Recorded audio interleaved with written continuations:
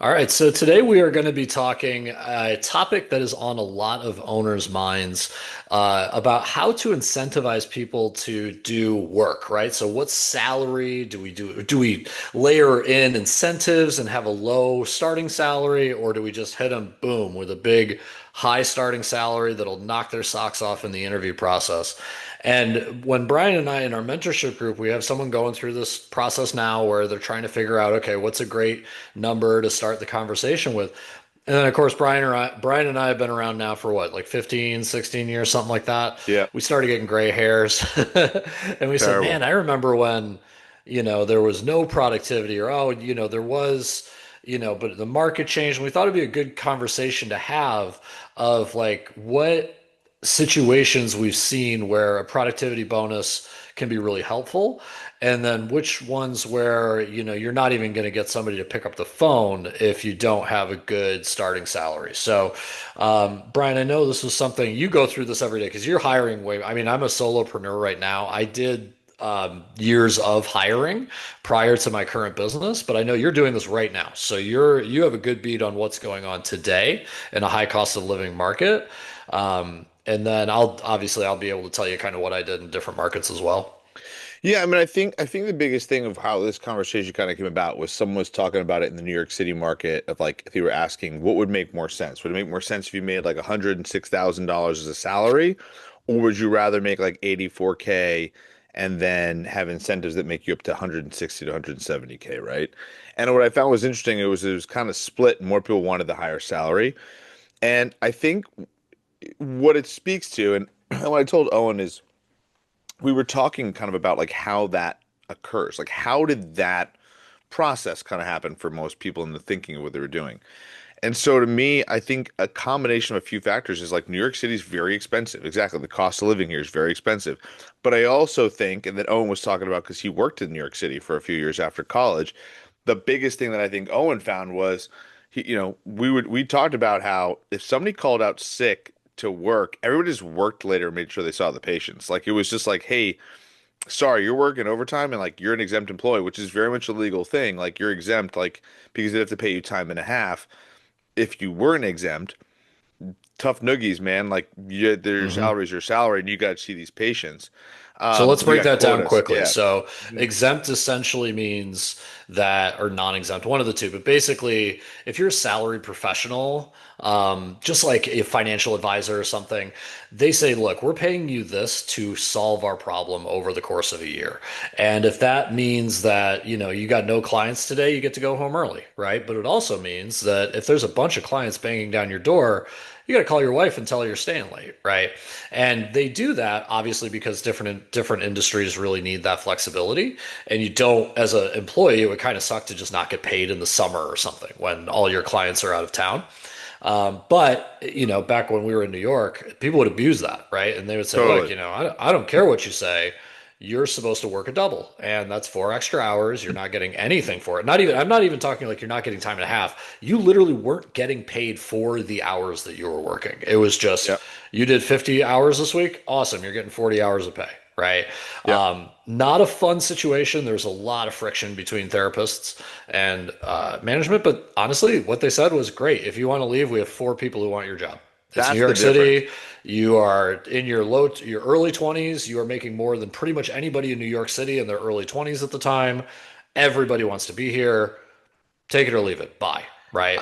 And that's where I think is important is the job market matters, right? You Yes. can't do that now, Yeah. or at Well, least you what? shouldn't be. I don't know. Well, I think that's it. Well, because I still think that there's four physical therapists in New York City that will apply for a job, right? Yeah. And so what I think is very interesting is kind of this change. And the person who was doing this was a cash physical therapist in the concierge world, and as people know, I'm in the insurance side of it. And The one and that to you're me, talking about, the raise the question of incentives yeah, versus salary. Yeah. and it almost shows that labor laws are actually kind of screwing up our profession to a degree, right? Because say that like the problem that occurs for most business like ours is it's a lot less expensive just to go hire another physical therapist and not have any of your therapists do overtime. So if Mhm. they're exempt and they're going to do a different thing and you're kind of like paying them separately, in theory, the therapist could have no cap and make more money. So I like we kind of talking about this zone. I was like, if someone worked 50 hours a week, in theory, you should be able to make, like, say you worked 25% more hours in the clinic or doing something else for the clinic in terms of like revenue generating. Well, in Hmm. essence, then wouldn't you in theory be able to pay the person 25% more money? So the simple math would be if Yeah. I'm working 40 hours and then all of a sudden you tack on another 10 hours for 50 hours, you could make $125,000 if you were making Yeah. 100, right? So the Yeah. answer would be like, yeah, I guess that would make total sense. That could happen. But what happens with state laws and labor laws, because they've been lobbied against, isn't, and that's there's issues with that, right? There's labor protection laws to make sure that people aren't Hmm. overworked.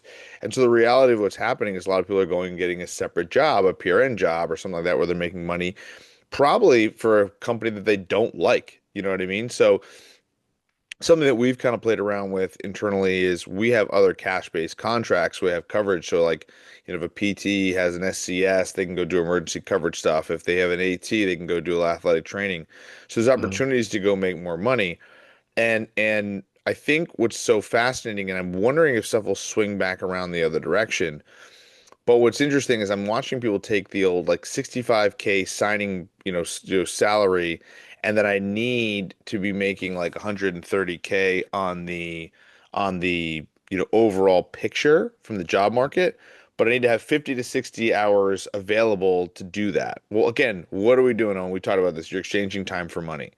So the Yep. reality of the situation is, if you really think about it, if you just went to a regular job and said, I'll work 50 hours a week and we can come with a contract and like, you put on 50 patients a week on my schedule, um, and I'll make 125K, I bet a lot of companies would snap that up and be like, sure, let's do And I've seen it, right? So when we were in Arizona, we hired, God, I was probably it. I was led or part of 100 therapists being hired, right, over the course of like eight Yeah, years. And we would get people from everywhere. And there was one guy who was pay per patient, right, in an yep, insurance model. So I know that's a common thing in cash, right? If somebody maybe takes two patients or something as a side gig, but this guy's full-time job was pay per patient. And he hated it because the upside was great, but then the downside was bad, right? It wasn't totally. like if you see 50 hours, you get the money, but if you only see 35, we still pay you 40. It was a commission salary. It was 100% Yeah, commission salary. Not to mention, ethically what he felt about that and things like that. So there are, different pay structures that you can use. And if you're trying to motivate an employee, I think the hardest part is trying to figure that out. And then if you're a bigger organization, making it so that the guy who is already there doesn't feel screwed, right? yeah, So you have to have something in place where you say, okay, these people who you maybe have like two different tier structures and say, okay, you can choose safety and have 105,000 a year. And if you're busy, you're busy. If you're not, you're not. yeah, Or you can choose not safety and make 75,000 a year, but if you're in a busy clinic and you can keep your patients, you can make 130 a year, right? So it's very delicate. It does matter about the size of your clinic too. It matters about if you got an HR and what they're willing to what they're willing to do within the laws, and then risk with legal, all that fun stuff. So it's kind of nuts. But I remember the job market dictated everything for us, for and sure. I you were in a less your first few years, you were in what, Wilmington, North Carolina or something like that. So Yeah. did you So there guys was, have that same like, dude, someone will take your job pressure, or was there a little bit more wiggle room? I don't think there's like a someone will take your job pressure, but what we definitely had the idea of like, hey, if you bill more, you'll make more, right? Okay. Which, by the way, makes sense. That's what we're talking about with the cash based Hmm. side. It's like everybody's go. It's so ironic because I feel like all these models are always the same, right? It's like, yes, obviously we're all time for money. So if you bill more, then you will make more. In theory, is the Yeah. way it looks, and people didn't like it because really it exposed. It's not an everybody gets a medal mentality. It exposed the people who weren't very good, right? Yeah. Um, or weren't as productive and worked as hard. So, Yeah. typically speaking, I think what's fascinating is kind of this differentiator that kind of occurs. And so, yeah, man, I don't think Well, the pressure is the as an same. owner, you always have to keep in mind, what is it, 40% of revenue, right? Yeah, 33, I've seen anywhere from 33% to like 50%. Cash, it's a little bit nicer because you can just raise your rates tomorrow and change that that's the big equation. difference. right? Yeah. Yeah, but it's you still have to make a margin on each employee For for sure. you to continue to have a building to put that employee in and electricity to make sure that they can see their patients. Um, so it just matters how you slice it and what your labor laws are. I think that's the key because the reality of the situation, like to answer your question, like what did I have the same pressure of feeling someone will take your job? Not necessarily. I never felt that because I feel like it was more rural area in North Carolina.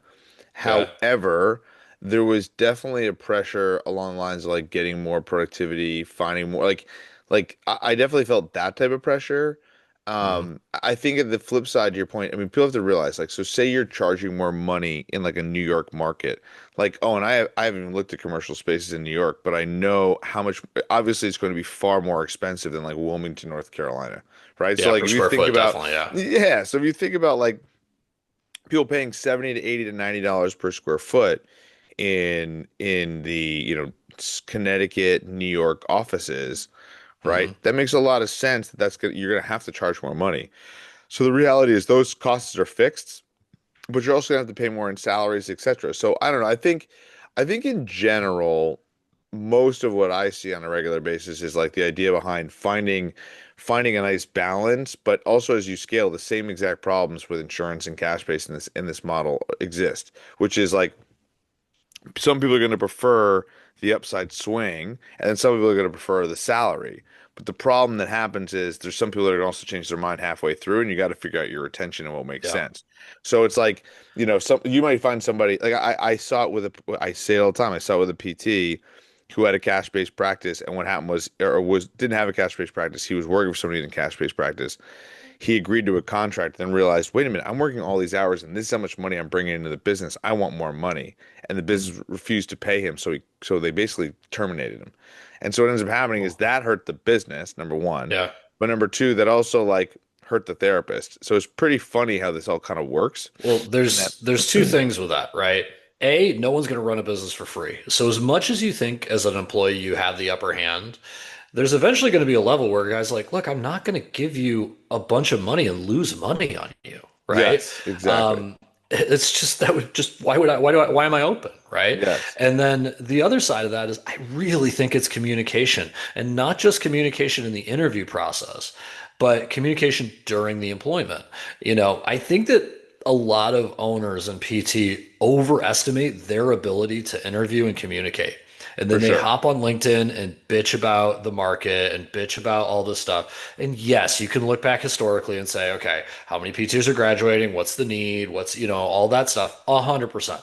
You can bitch about student loans as much as you want. 100%. Student loans are, I mean, yes, it is very expensive. In no way am I saying like 60 grand is a good deal. Definitely not compared to what we got, Dude, right? here's what's I don't want to crazy. do By the that, way, but by the way, I love that Owen is so out of touch with that. I just heard somebody 60 grand. a That's year. literally. I just heard Lafayette, my one of my clients said to me, he goes, the package for per year at Lafayette is $97,000 per year right now. Dude. So this is a That's classic wild. example. So this is a classic example. I mean, this could be a pricing conversation, right? Yeah, This would be as if you were a PT and you could fix a golfer in one visit, right? And you charge them $20, yeah, right? And oh my God, my pain's gone and all that stuff. That's what college was in the 50s, yeah, right? You exactly. got a lifetime of earning for that. Now it's coming up to, okay, if I could do it in one visit, it's $2,000, right? Well, I mean, now it's coming up. So the problem is, it's still not a bad deal compared to not getting a college degree. It's just the colleges are realizing we can squeeze more blood out of the stone, right? For sure. And unfortunately, who's going to stop them? Right? That's not made, that decision isn't made in the PT department. Yep. And then the problem is us as owners have to take those people who are pissed and they're like, screw you, I gotta, and then they're going to go to 18 different places. They're not going to find anything. Every owner's in the same boat. So it comes down to your communication. It comes down to you saying, look, these are the numbers. This is what I need to make my money, right? Because you didn't start a business. I started the business. And this is what it'll take. Let's figure out how to make that feel good for you. What feels good for you? And if they're like an enterprising go for it dude or gal, Great. Incentive structure. Fantastic. You make me money, I give you money, right? If they're like, I really like my hikes with my kids in the morning and taking my dog to the groomers, great. Salary. Let's go. You never have to worry about it. It's going to be Exactly. lower, but you're never going to have to worry about it. And that's the hard part, man, is that when it comes down to it, the colleges are just going to keep raising money until they don't get applications. But I mean, Simmons just over accepted people, right? Yeah. They're not struggling. They're following the price raise rule of if you have demand, keep raising prices. So Yeah. it's sucks. Well, that's what's fascinating. What's fascinating is these state tuitions where they're less expensive, they're getting so competitive to get into, right? Like it's so 100%. ironic that like Yep. you have to have the same GPA to go to Harvard that you do to go to UConn. Pretty Well, and pretty that's it. bonkers. And you have those like ranking systems. Remember when we were in school, Ithaca? Yeah. Everyone at Ithaca was like, "Oh, it's the best PT school in the country. It's the hardest to get out of. The attrition rate's insane. Essentially, like you should love us because we're going to fail you." And Yeah, then like the exactly. rankings first came out, right? And like Wash U, USC, Duke were all to be at the head, and all of our professors were like, "Well, yeah, that's because they're in a med school and they have an orthopedic department, so they have four human analysis labs, and all that's bullshit. We're actually the hardest one, and blah blah blah." Now, my God, people are online being like, "Well, if I don't get into USC, I'll never get a job." And then you have like an old school PT who's like, "Dude, go to state school." Yeah, for like, sure. For like sure. I do not care where you came from, This is a right? very fascinating tornado that's only going to continue to get crazier and crazier, right? Yeah. And so I think a lot of that in the cash-based world with healthcare is only going to be continue to become more and more privatized, where people are going to Mhm. have to do that. So, Well, and this is it. And if you have an employee in front of you, I think you have to be very good at reading them. You have to say to somebody who's like, I think a more entrepreneurial or more ambitious employee should be going to a cash-based place or should be going to an insurance-based place that has incentives, right? yeah, If you're, because they can raise prices, or if you incentivize people and have different streams of income, like you guys have fitness and you could do athletic training, kind of like whatever, uh, looking at like sports teams and things like that, those are the clinics that are going to survive, is the ones who can say, look, we're never going to have a down month because we take insurance and no one else around us is in business, right? yeah, And, come work for us. So I think communication's key with that. And then while they're in your doors, making sure that you're transparent. I never understood why. Now, I don't want to say, yeah, you should go tell them what everyone else is making, but you should be very transparent with like, this is how much we made this month. This is how yeah, much you took home this month. This is how much we have for me to have a business. In order for me to have a business, I need to be able to do XYZ. Let's talk about why this is hard, right? And for I think sure. that if those conversations were more common, I think we would have less like stress about it. I think people would understand, okay, I can't really change all this stuff. Now, if you're a dick owner and you want to just rake your employees over the coals, then yeah, okay. You're not even listening to this podcast. But Yeah, if you I want think. to, if you want to be good, like that's what you should do, I Well, think. I think one of the things that was so helpful for a while that I've watched as like a change was that if you just were saying, "Hey, look, we're a great physical therapy practice to work for," that did attract a lot of people that would want to help you, and it still Mhm. is. People still want to be able to do that. Um, However, it's so fascinating how now the cash-based world is starting to crank into it. And it will happen Yeah. eventually with the cash-based side, especially if it doesn't change. I mean, again, PD school being 100K per year. I mean, when our kids go to school and it's going to be a $500,000 commitment, people are not going to, for physical therapy, the reality is the ROI is just not going to be there. It doesn't make any Yeah. sense. So Well, I it's hate to say it, but crazy. I think PT is going to become chiropractic in 30 years, For where sure. the most you have is a one, maybe two location office. Everything's going direct to the owner, and you're going to have a huge variability in skill. And you're going to have some where it's just snake oil salesman, where it's like, here, do your red light decompression, whatever the fuck. And then you're going to have others where they're actually really, you Yeah. know, free to do what they want. And I think insurance is gonna have to do something about that, just simply because there's so much research. Like your knee replacements are going to be worse because you don't have us. Like Yeah. your back pain is not going to be worse because you don't have a chiropractor. This is, the evidence isn't there.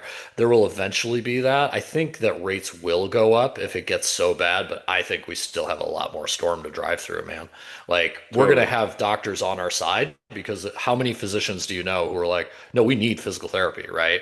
For Almost sure. none of them say that about chiropractic. So eventually rates will go up, but it's going to take a lot more people, get a lot more pressure before it does. Yeah, I mean that's the thing. It'll be interesting to see how and I've noticed that these things take more time. They don't just happen overnight. They take a few Hmm. years, they take 10 years, they take 15 years to get to these levels, but I totally agree with your sentiment is that it's going to become harder and harder and harder to turn the tides on some of this stuff. So it is going to be a fascinating kind of